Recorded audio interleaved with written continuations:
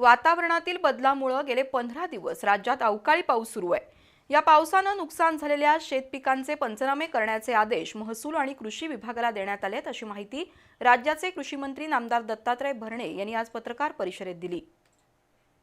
राहुरी इथल्या महात्मा फुले कृषी विद्यापीठाचा 57वा वर्धापन दिन आणि कोल्हापुरातील राजर्षी छत्रपती शाहू महाराज कृषी महाविद्यालयातील विविध इमारतींच्या उद्घाटन कार्यक्रमानिमित्त नामदार दत्तात्रय भरणे आज कोल्हापुरात आले होते। या कार्यक्रमानंतर त्यांनी पत्रकारांशी संवाद साधला।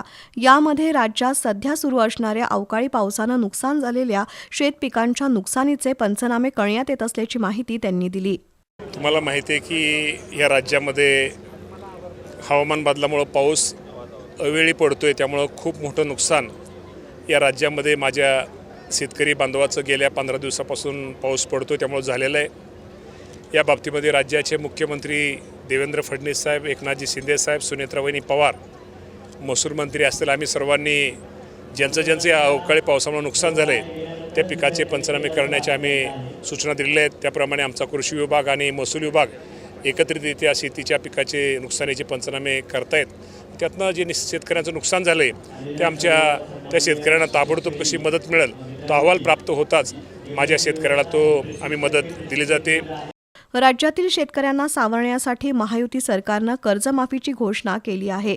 याच्या जोडीला शेतकरी हिताचे अन्य निर्णय सुद्धा घेतले जात आहेत, असं नामदार भरणे यांनी सांगितलं।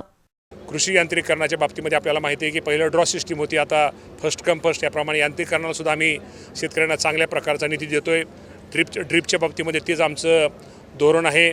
शेतकरी पानंद रस्ते, मुख्यमंत्री शेतकरी पानंद रस्त्याच्या बाबतीमध्ये सुद्धा शेतकऱ्यांच्या शेतामध्ये त्यांना जाता यावं, त्यांना चांगल्या प्रकारे शेती करता यावी, रस्त्यामुळे त्यांना शेतीमध्ये त्यांना कुठलं पीक घेतल्यानंतर अडचणी होऊ नये यासाठी मुख्यमंत्री शेतकरी पानंद रस्ता योजना पण आम्ही केलेली आहे।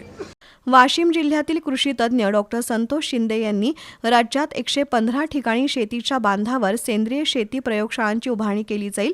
त्यांचा हा पॅटर्न राज्यात शासनाकडून राबवण्यासंबंधी त्यांच्याशी विचारविनिमय केला जाईल, असंही नामदार भरणे यांनी स्पष्ट केलंय। शेती आणि शेतकऱ्यांच्या विकासासाठी महायुती सरकार वचनबद्ध आहे, अशी ग्वाही नामदार भरणे यांनी दिली।